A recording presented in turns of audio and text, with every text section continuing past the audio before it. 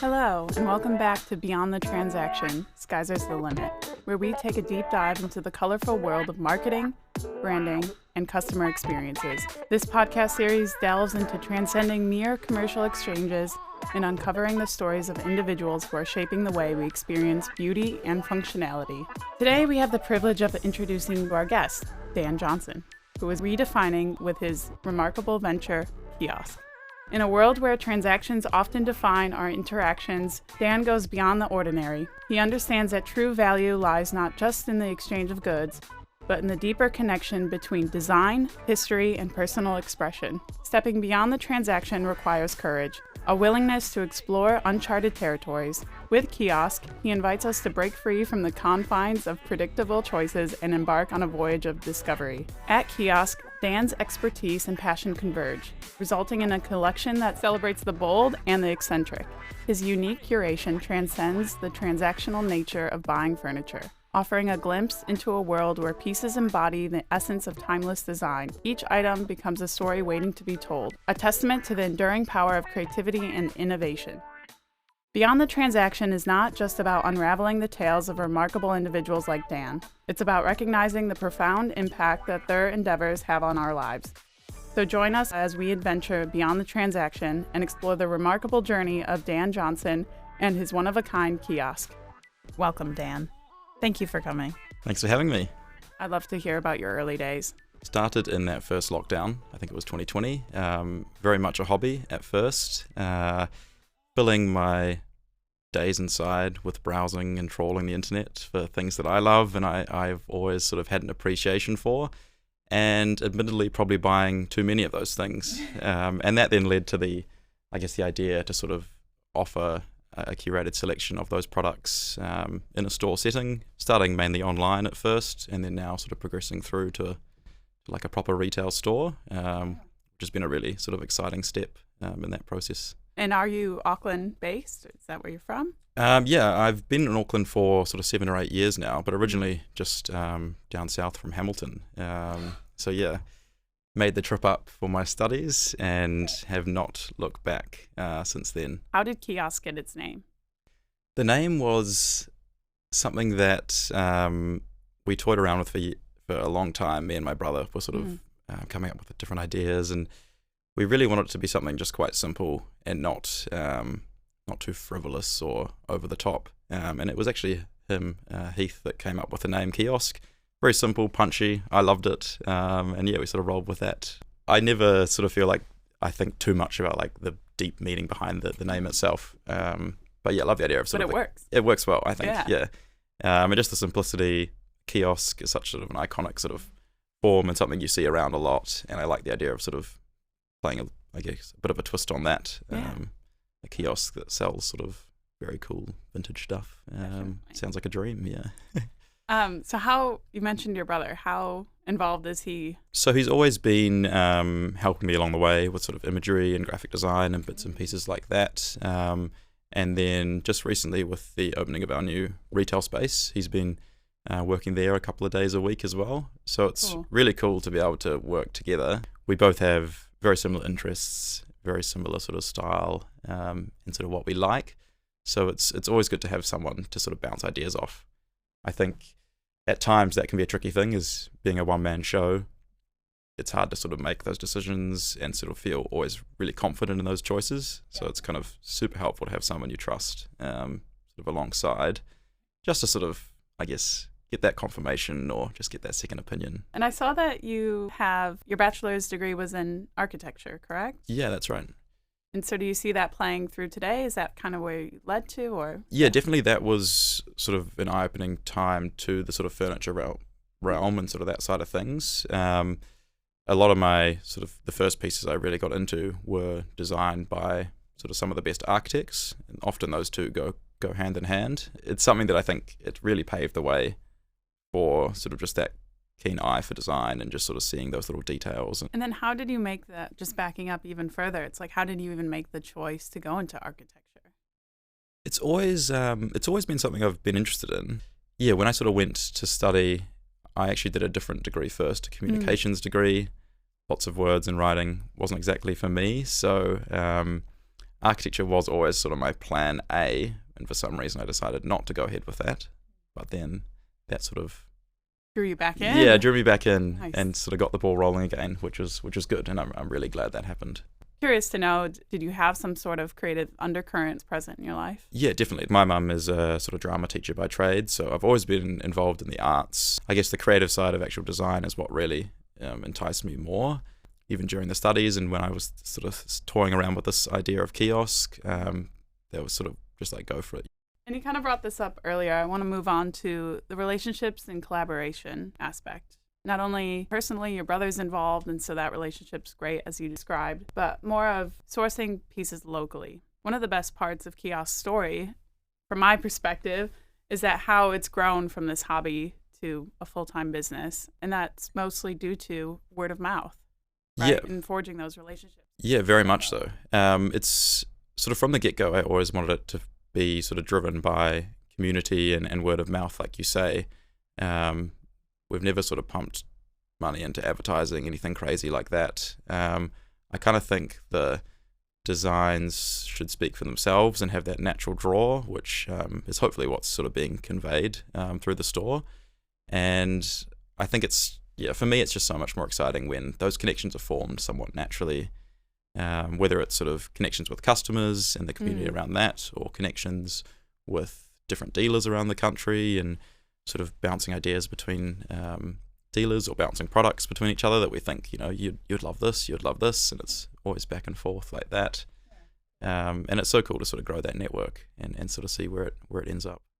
I think it's a universal truth that businesses rely on those relationships. Moving into even further creative businesses, it's essential. Curious to know if you feel that on the forefront. Yeah, exactly. I think it's, like you say, super important for creative businesses, because especially, again, sort of going back to that sort of just being one person doing it, you need other people to inspire you, to sort of bounce ideas off. And a lot of my peers, they're in the creative industry, but they're doing different things. But you're drawing inspiration from all these different sort of fields and different areas of work. It's interesting because you can have this great passion for these creative endeavors, in your case, furniture and design objects, but you also have to be really a great person as well. You have to be, you have to get along with such a variety of people in order to make it a business, because as you illustrated, it starts off as a hobby. It's interesting that it's not, you might have the best idea, but it really can't put food on the table. Exactly. if you're not balancing all these other things that are going on. Yeah, no, it's so true. And I think that's been sort of one of the really nice steps of going into a proper sort of retail spot, is that sort of connection is sort of instant now, where I'm sort of meeting and chatting with people right away. Whereas in the past, when you're dealing with online, it's more a trickle-down effect, They'll send you a message, they might purchase something, arrange a time to come and collect it, and then you're sort of having that face-to-face interaction. Both are great, but I love to sort of, when that's sort of straight from the get-go, you can really sort of chat and sort of, I feel like I just like brain drop all the information I know about a piece on the person, and it's probably a little bit much sometimes. But then you're an expert. You know your product and you know it well. And I think a great testament to that is setting up this podcast. Everyone's like, oh, who's the guest? Who's the guest? I'm like, oh, Dan from Kiosk. And no matter who I tell, they're like, oh, I know someone who's done something. And even Josh here, he's like, I think I bought a piece or something, Cool. So it's like, it is. That's a huge testament to you. And that's that's when I really get like the warm fuzzies, when I someone's like, what do you do? And I mention the brand, and they're like, they know about it, and sort of have a friend who's bought something, or sort of bring up something they think's really awesome. And it's like, there's nothing better than that, really. So you get your pieces from 3 different channels. How would you say you treat each relationship? Yeah, that can be a tricky balance, because it very much started with the vintage as the focus, and I think it still is the focus at this stage. But sort of as things progressed, I really wanted to push that sort of New Zealand design side of things as well, and work with sort of local makers. And then again, there's always those sort of iconic brands that I've appreciated for years that I kind of also wanted to include in the mix. And luckily, I think there's quite a good harmony between those 3 that works really well. But it is a tricky balance sometimes to find sort of what, I guess, from a business side, where to focus and put the money and where to invest the time and different things. And sort of, can be a bit of a guessing game for me. But it's an everyday hopefully learning. It's working. Yeah. Yeah, cool. I browsed Kiosk's online store and your Instagram, and one that just I can't shake is like an Air New Zealand serving tray or something. Yes. And you see the emblem like embossed, or I don't know the technical term, of course. But for me, that's how I see Kiosk kind of thing, is that when that vintage local. Yeah, and I love that sort of connection to a local sort of brand that's sort in a very subtle way. Yeah, very subtle. You would only know if you know. Exactly. And it's funny you say that, actually. I just had a lady come to the store the other day who's like, I'm just looking for any vintage Air New Zealand things, like let me know. So I've got to start hunting down some more of that. Cool, right. How would that even happen? Like somebody else gets it and then you get it from them? Yeah, it's tricky because I'm sourcing things all in New Zealand, like the vintage side of things. It is a lot harder to source specific products because there's only sort of a finite number of things in the market here. If you sort of look overseas, there's really anything available. It's just sort of the price you pay, I guess.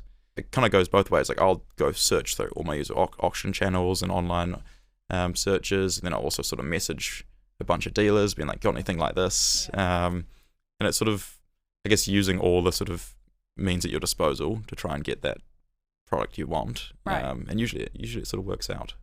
For some reason, I'm also envisioning back in maybe the early days, you're going to like estate sales.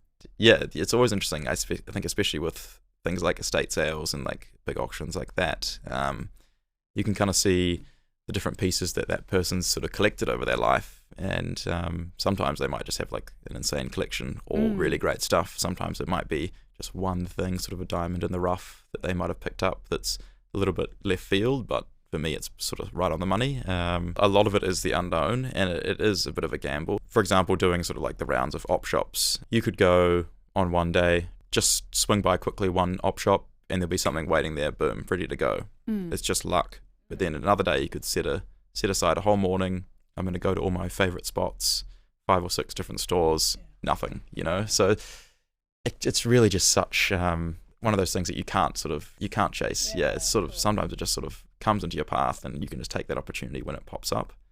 But it's always, I guess that's always the thing. Like if you're searching for something, it's so much harder to find, and then when you don't want it, then it's there. So you do have a few favorite op shops that you peek into every now and then? Definitely, yeah. Admittedly, Auckland is a tricky one.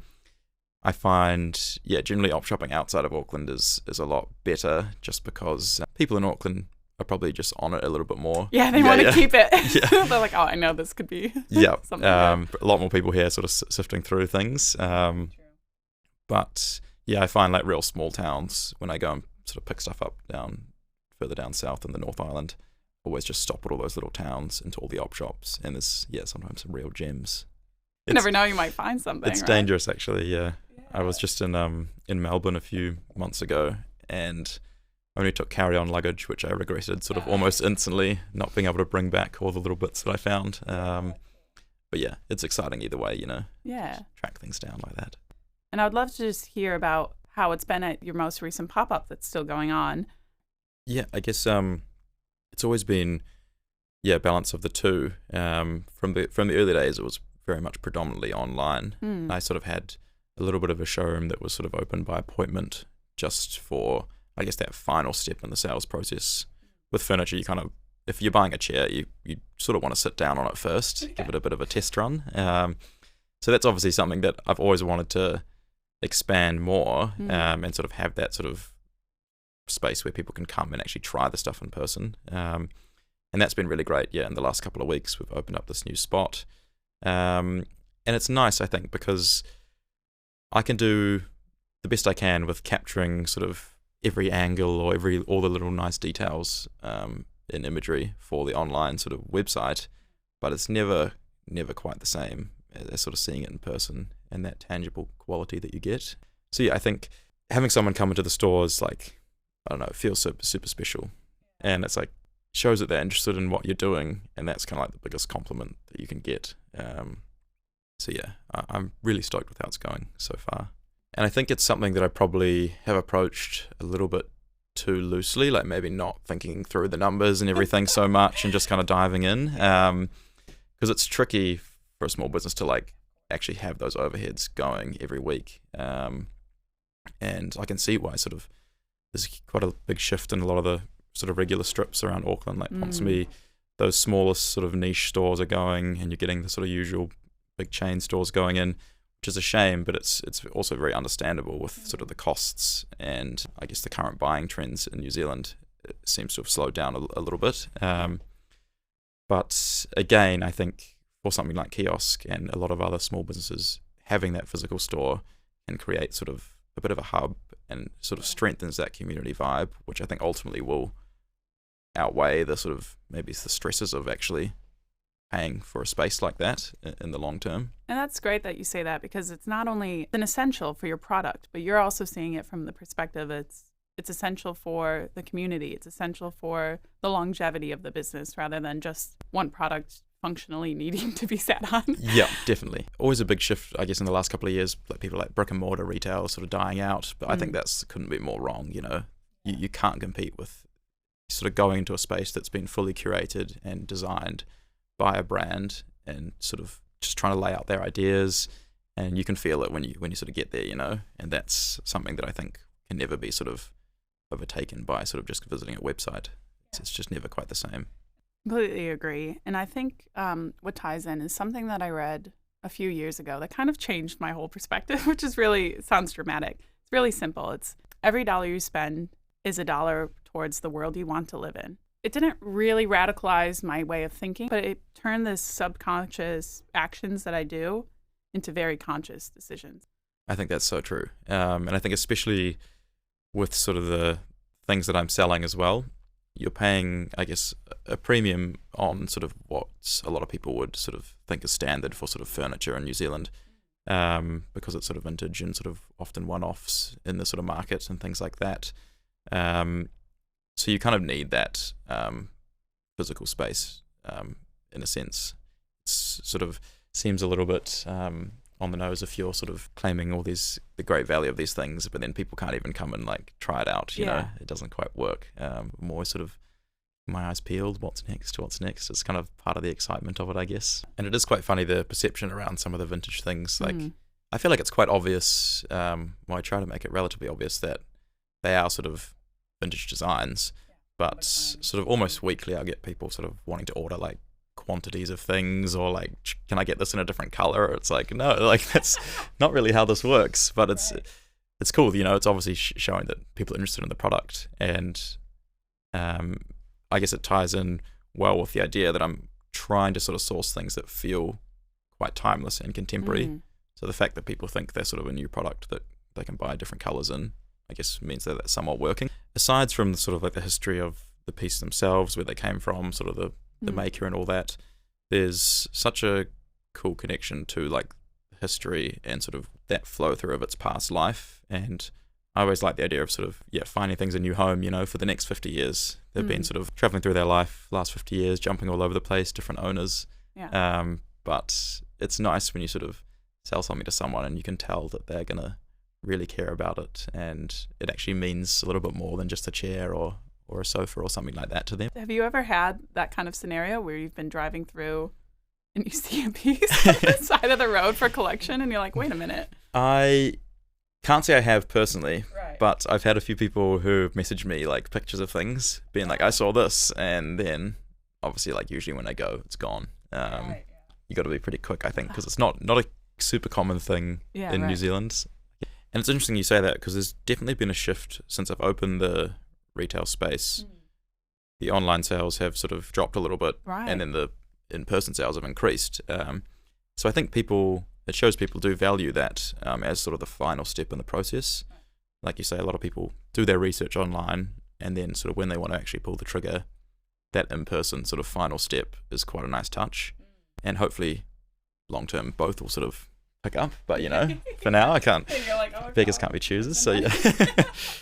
You've talked already a little bit about this, but if there's anything you want to add, has there been any feedback in the retail space that has been like, wow, I never thought Kiosk came off like that? I think a lot of people, the scale of things, that's the first thing I sort of think of. Often it's hard to convey that online, size of different objects, also how things work together, I think that's really beneficial in sort of a retail space, because I try and sort of add some sort of context into the online imagery, but it's never quite the same when you can see sort of a little bit of a setting put together around a piece with a few different elements that you'd usually see, sort of chair, side table, lamp, or something like that, and sort of how those things play in together.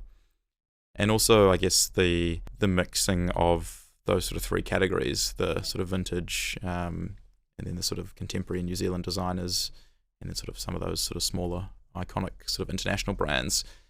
When people can sort of see them working together in person, I think that's sort of when the magic really happens.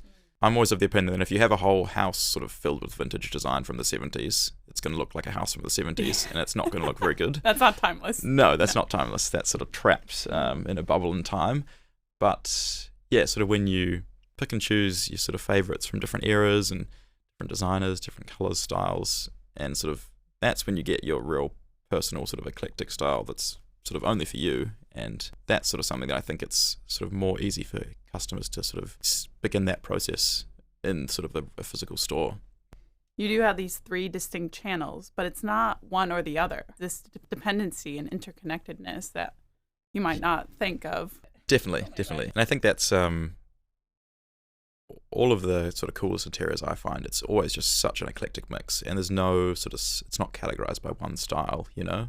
It's always a bit chaotic, and sort of like Apartmento magazine's a great reference. They have sort of beautiful imagery of sort of very lived in environments in the homes of sort of artistic people and creatives, and it's so that sort of sense of realness, I think, is something that can be hard to achieve in sort of interior design, because as soon as you go for the full modern look, it looks very sleek, it looks very, very nice, like, admittedly, but it can lose its sort of the soul of it a little bit. Yeah, personality. And the personality. Whereas I find, you know, some people say there's all these grand rules around, you know, not using this color with this color or not using this texture with this texture. I really don't care about any of that. I love it. I think you just got to buy what you love and what you sort of have a connection to. Well, that's it. Such a cool Dan, style. like, I'll say it for you. That's why Kiosk is working. Anybody could copy and paste your business model, but it comes to, like, you have that eye. I wanted to move on to more of your decision making and your learnings over the past 3 years. Obviously, it's grown to a full-time business. We've kind of alluded to, you don't usually take the logistical route.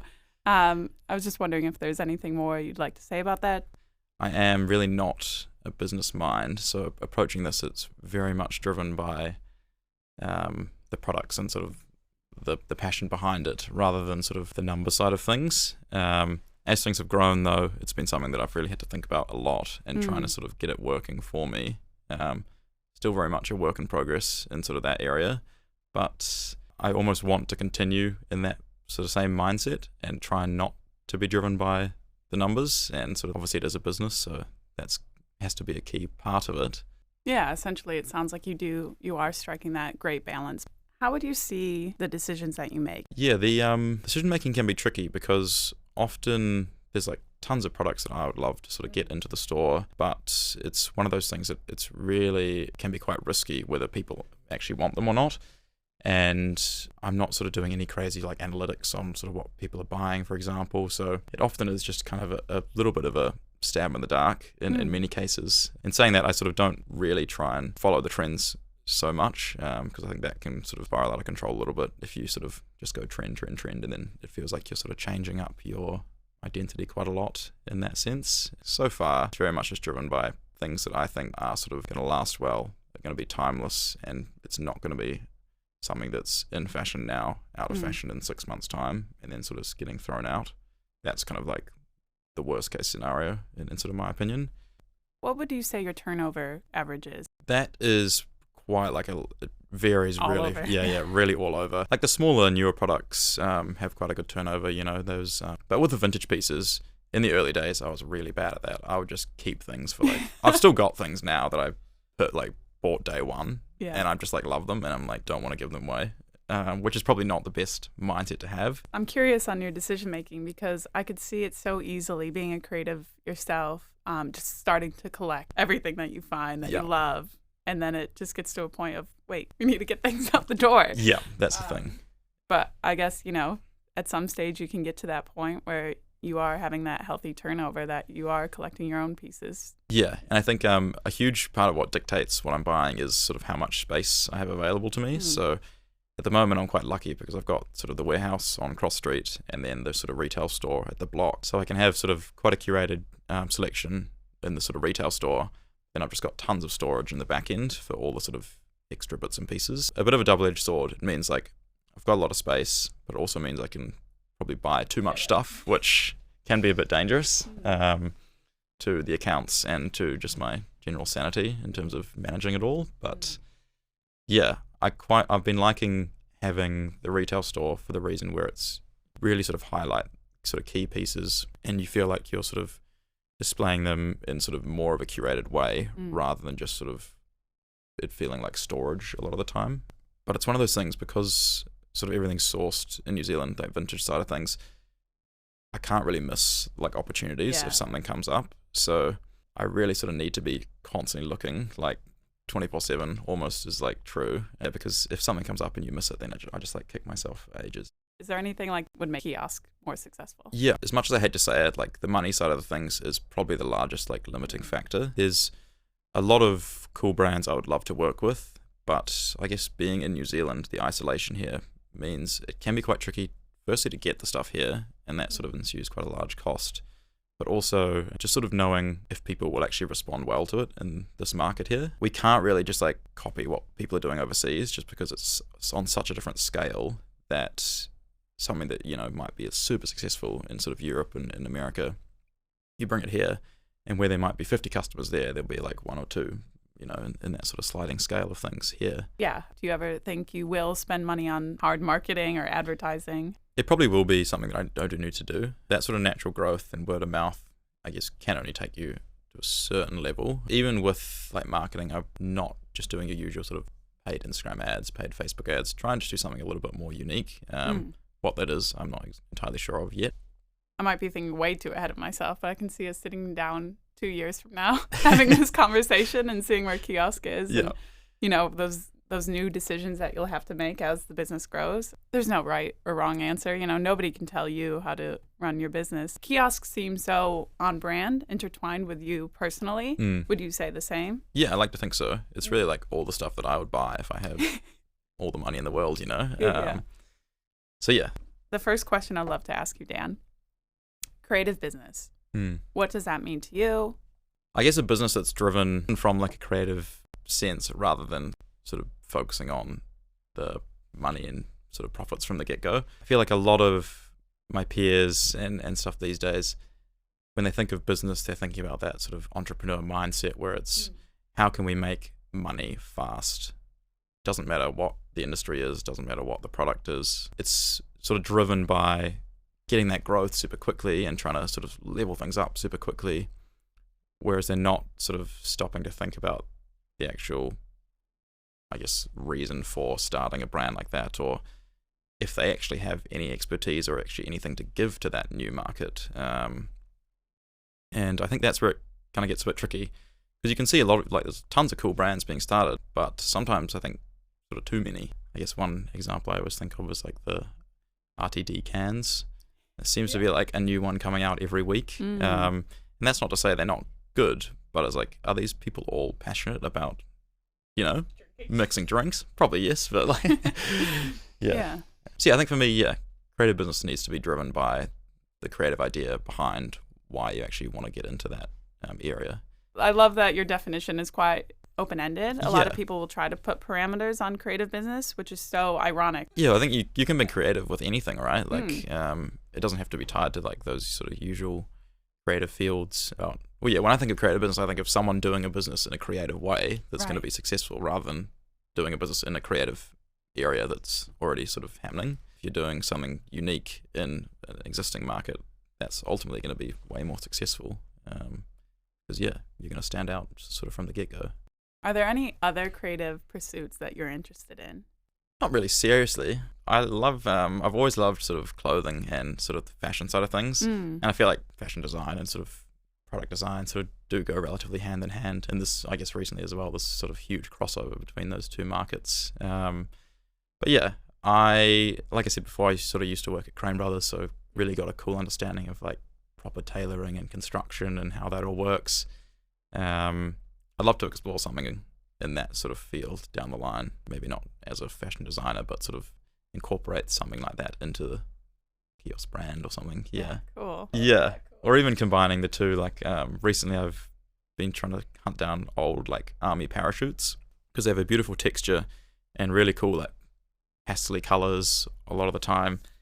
And yeah, like just seeing sort of how I can use sort of those old textiles and sort of make them into a usable product now. I think it's quite an interesting sort of idea and sort of quite a sustainable approach to sort of reusing those textiles. So are those parachutes from New Zealand Army, or are you sourcing from everywhere? Yeah, most I've found in New Zealand Army, but there's not that many of them, to be honest. I'm not sure how much actual parachuting the New Zealand Army's doing. Those textiles that have sort of a past and like you've got someone who's written on it in Sharpie, like their name or their unit number. I think it's just so cool when you get those little details. It's really cool. So how's your sewing skills? Sewing skills are getting there. I've got a sewing machine that I use somewhat regularly. Nice. But it's usually just for personal projects that don't end up being that well finished, but they kind of do the job. It's a trend that's happening sort of in the furniture industry as well, right? I guess the main example would be someone like Tom Sachs. I feel like a lot of his early work started as like found objects around New York City that he would combine into these like art pieces. And then nowadays I follow sort of a lot of sort of little workshops in the US and all over really that their whole business is just finding like scrap materials and producing them into furniture or usable objects that people think are really cool and are actually going to be used and like super durable. Yeah, it's such an interesting idea, sort of the reuse of old materials to create like a one-of-one object, because you get that personal connection that you just can't get anywhere else, I think. And that kind of ties into something we talked about earlier, which is that functionality versus beauty. Do you see them as equal? Is it a give and take? I think it can be different for everyone, you know. Right. Ultimately, like furniture needs to be functional to a certain degree, but you can really push those boundaries pretty far. Some of my favorite pieces are very much sculpture side heavy compared to function side heavy. But yeah, I think if you have the balance of the two, like I sort of keep saying, mixing sort of the two styles together, it's going to ultimately be sort of more interesting. Everyone loves sort of a chair in the corner for all their sort of odd jackets and clothes. So, you know, if you've got a sculptural chair, use it for that. Yeah. You know, that spot. Yeah, can work really well both ways. Where are your sources of inspiration? Are they local? Are they international? Mix of both? Yeah, I think it's always a mix of both, but I do draw most inspiration probably from the past. Yeah, I've just got like really cool like vintage like interior books. I sort of go deep dives of like old catalogs online. I think I try and be inspired, by people that aren't sort of happening right now, because it feels like you're just sort of replicating something that's already being done in a sense. Whereas if you sort of look backwards, it feels like you're sort of drawing from something that's, I don't know, a little bit more unique, and it can feel a bit more special in that sense. But yeah, I don't know, inspiration's all over really. Lots of like the local designers I work with, just such creative, cool guys, always inspired by them. But then you can look sort of different stores overseas and see what they're doing, and that's sort of huge inspiration, seeing how sort of something can scale up and work in sort of a way bigger environment than sort of what I'm operating in. In New Zealand as well, I think when people think of vintage, they think instantly of Scandinavian vintage, which is all the wooden sideboards and sort of wooden armed sofas and stuff like that. So it's quite funny actually when I tell people what I do often and say like I run a vintage store, what they're picturing in their head usually is like way off what it actually is. And when I show them some pictures, quite cool to not sort of be categorized in that way and really just follow what's good design rather than what's from a specific era or from a specific location. And sort of, it goes back to that mixing and matching of different things, I think is where it sort of all comes together really nicely. Is there anything that kind of, inspires you to do your work? For me, it's like old like movies and cartoons. Like I'm a little bit obsessed with like Tintin. That's sort of, I guess, partly where I love my love for sort of colours comes in. I would love to sort of think that I live my life like a cartoon character. That's like how I try and base my outfits off as well, like look like a sort of out of a cartoon. But no, like really like old movies where you can kind of see a lot of these cool like just things in action. I just rewatched like 2001: A Space Odyssey the other day, and like writing a shopping list as I was sort of so many cool chairs, and like even the cutlery they use is just like so cool.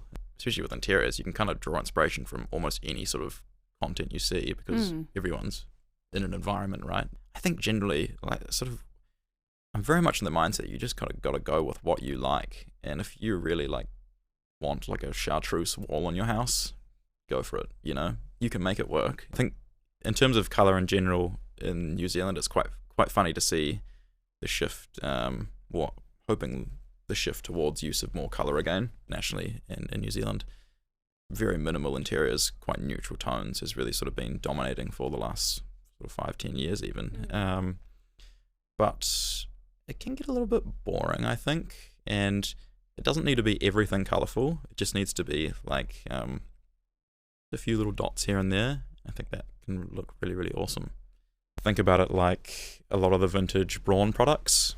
They would have very clean sort of neutral tones, but then they would use colour to highlight the points of function, so you could just look at it and see, this is how I turn it on and off, this is how I do this adjustment, just dictated by the little, I guess, pops of colour. And kind of when you take that sort of thinking and apply it to sort of an interior setting, it kind of is quite a cool way of thinking about it as well. Yeah, it's amazing how we're on the subconscious level of how to turn on something just because of the color and like maybe the icon as well. But exactly. It's just that unspoken language that your mind just processes. It is the power of color, not only what we personally might be more attracted to. Everybody has their favorite color, right? We should have started this podcast. What's your favorite color? Yeah. With that sort of shift from sort of the very neutral to more colourful, we're kind of in that middle period at the moment where brands are trying to do the best of both, which is like they're going colourful, but they're going super pastel-y, and it's kind of these quite muted tones. Like Cartel, for example, is sort of their current editions of all the Componibles, all sort of pastel-y tones, whereas they should just do them in the vintage colours because they look so much better, like bold red, yellow, They're green. taking the safe option. They're taking the safe option. But it's actually doing worse because it's not safe because you're not taking that step into it. And it's kind of trying to appeal to both parties in the masses, like you say, Whereas if they sort of were bold with their identity and like, this is our sort of history, this is what we sort of built our business on, is these really punchy colours mixed in with like great functional design, that's what they should be championing because that's ultimately, I think what sort of gives the brand value. Yeah. Exactly. They're doing a disservice to themselves by not being an authentic way with their brand story. They're just picking these colors because they're like, we want to try and say that we're doing it, but we don't really, they don't have the meat to back it up essentially. And then sort of changing each season, different things. Like with fashion, that's sort of understandable, different things each season. But with furniture, I think you can sort of make a decision and can kind of stick with it, and if you've made the right decision, it should work, for years to come, In terms of the Kiosk brand, which is obviously quite neutral, black and white, but then it's the colour that comes from the furniture and the actual products that you've got in store. Definitely, and that we've toyed around with using certain colours in the logo, but what I found is like I was just wanting to change the colour like every couple of months. I could do a little yellow one, then I'd be like, oh, next time I'm doing a little like business cards or a little poster or something, I'm like, oh, it actually looks quite good in red. So I think like you say, we've sort of gone now with that sort of neutral colour palette for the branding more so, and then sort of the imagery of the actual products is what sort of brings the colour out. I was going to say, it's interesting though, because you're using that imagery, you could use any of those colours with the Kiosk brand and it would be recognisable, because I think your products are so vibrant and forward-facing that you've built those colours into your brand. Definitely sort of how we want it to work, so that's perfect, yeah. So I know it was a bit of a joke earlier, but what is your favourite colour? Yeah, that's today. Yeah, today. I think that's the key. Today, I'm feeling an orange day today, as you may be able to tell. I'm always between orange, red, and yellow. Yeah, nice. Thank you, Dan, for coming in. And of course, thank you all for listening. You know what to do. Check out Skies Are on the social pages, and we'll be back next time to discuss more about the creative people and businesses shaping Aotearoa. But until then, Dan, is there anything you'd like to plug? Yes, we're open at the block on Normanby Road for the next couple of months, so come by and see us there. I'll be there a few days, so come have a chat and I'll talk your ear off about all things furniture. Otherwise, yeah, you can find us online or on Instagram. Send me a message anytime and I would love to chat. Awesome. Yes, everyone go follow kiosk_store on Instagram. And wrapping up, I'm Katie Baldwin. This was an episode of Beyond the Transaction. Thanks again, everyone, for listening. See you later. Peace.